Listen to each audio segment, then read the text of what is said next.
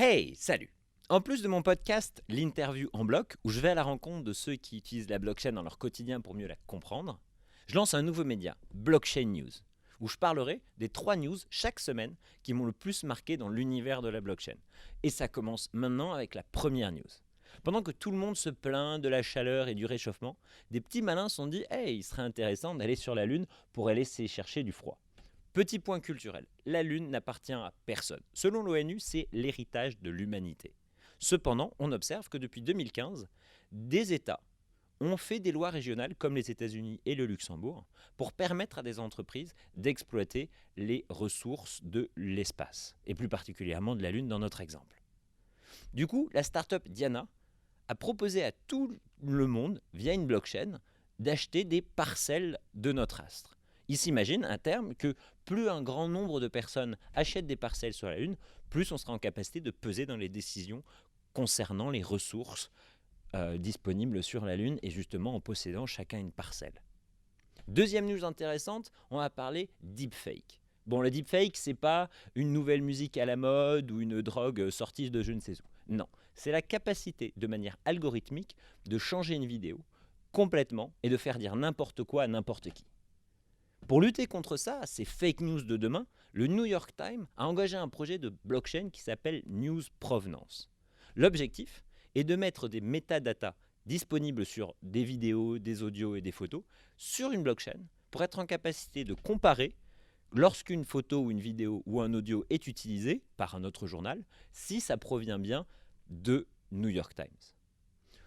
L'objectif aujourd'hui, on est plutôt à des phases de POC. Côté tech, on est sur du Hyperledger et on est en construction entre le New York Times et IBM. Ils travaillent principalement sur des photoreporters, justement les reportages de guerre, etc., qui sont des éléments qu'on utilise beaucoup pour faire des fake news. J'aimerais voir un peu l'évolution que ça peut avoir et l'impact si vraiment dans l'usage, ils seront en capacité de tracer un petit peu, de vérifier qu'un autre journal, une photo postée sur Facebook, manipulée, est véritablement tracée par la blockchain et comment ils vont automatiser un petit peu ces vérifications-là sur les réseaux sociaux.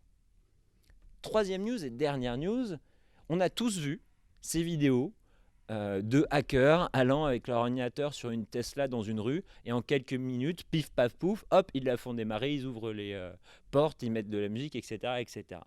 Ça prouve une chose, c'est que le véhicule d'aujourd'hui, et encore plus celui de demain, n'est pas uniquement un objet de mobilité qui permet d'aller à un point A à un point B, mais un véritable ordinateur sur roue.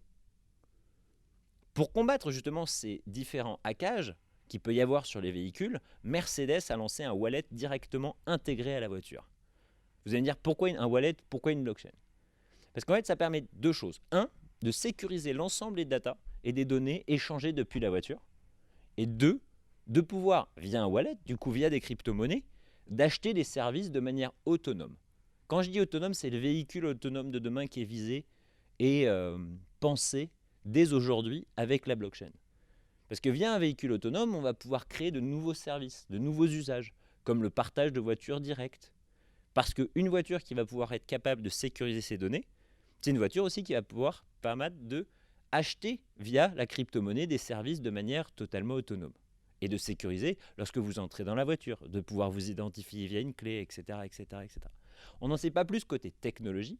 Moi, j'ai hâte de voir ça dans les usages et si véritablement ils vont réussir à rendre la blockchain et les wallets plus user-friendly. C'est tout pour les news de la semaine. N'hésitez pas à mettre en commentaire si vous avez des questions sur ces 3 projets ou si vous voulez partager d'autres projets, de suivre le hashtag et également de venir m'écouter en podcast sur l'interview en bloc où je rentre plus en détail des use cases au travers de Rex, de grands groupes, de startups ou de doctorants. En attendant, moi je vous dis à la semaine prochaine. Bye!